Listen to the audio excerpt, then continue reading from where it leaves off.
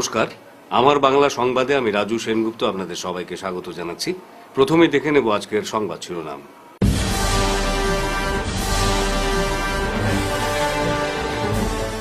হরিনগরে প্রতিমা বিসর্জন ঘিরে সংঘর্ষ, ক্ষতিগ্রস্ত মা দুর্গার প্রতিমা। কাছাড় জেলার হরিনগর বাজারে দশমীর দিন প্রতিমা বিসর্জনকে কেন্দ্র করে ব্যাপক সংঘর্ষের ঘটনা ঘটল।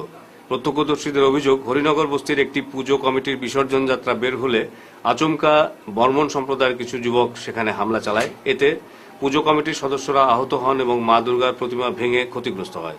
পুজো কমিটির তরফে অভিযোগ তোলা হয়েছে, জ্যোতিষ বর্মনের নেতৃত্বে এই হামলা হয়। শুধু তাই নয়, হামলাকারীরা বাজার এলাকার বেশ কয়েকটি দোকানেও ভাঙচুর চালায়। ঘটনাস্থলে পুলিশ পৌঁছলেও এখনও কাউকে গ্রেফতার করতে পারেনি। এতে এলাকায় চরম ক্ষোভ ছড়িয়েছে।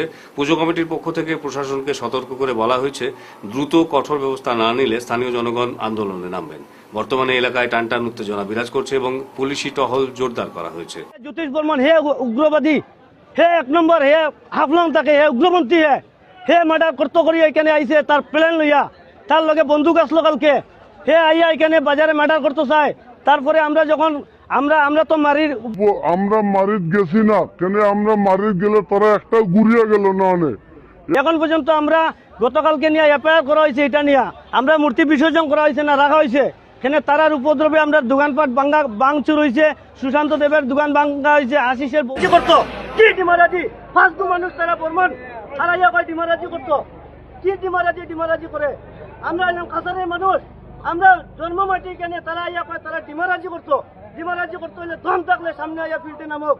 যদি প্রশাসনে পারে না, আমরা কিন্তু সন্দেহ দেব। আমরা যত সময় পর্যন্ত আমরা আসামি অ্যারেস্ট হয়েছে না, 8 জন আসামি দেওয়া হয়েছে, আন্দোলন করবো, তাকে বর্মনের ঘরে গিয়ে ঢুকবো। কিন্তু প্রশাসনে 2 ঘন্টার ভিতরে যদি এটা জবাব দেয় না, আমরা নিচে বাধ্য হইব রাস্তায় নামতে। আমরা মা বোন করে আছে, আমরা গাড়ি ভাঙছে, স্বয়ং দুর্গামার হাত ভাঙছে। তারা হিন্দুনি না, তারা কিতা, তারা দেখাইতে লাগবো। 10 লক্ষ টাকা ক্ষতিপূরণ হয়েছে আমরা হরিনগর বাজারে। সব দোকানপাটের জিনিস নষ্ট হয়েছে, আমরা গাড়ি ভাঙছে, 60,000 টাকা গাড়ির দাম আছে।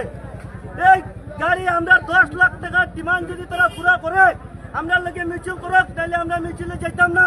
মূর্তি লাগে অনির্দিষ্টকালের জন্য বন্ধ থাকবো, কোন প্রশাসন এখানে করতে পারতো না। এটা হলো আমাদের দাবি। আর যদি 2 ঘন্টার ভিতরে হয় না, আমরা ঘরে ঘরে গিয়ে তারা মাইফিল করতে রাজি হইমু।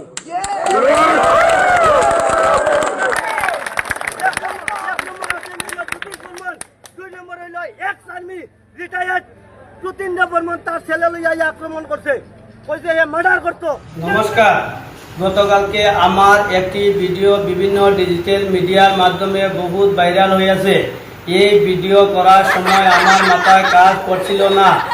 আর যে পরিস্থিতির মধ্যে ভিডিও করা হয়েছে, এই সময় পরিস্থিতি উত্তেজনামূলক থাকায় আমি নিজের আবেগে বশীভূত হইয়া এই কথাগুলো কইছি।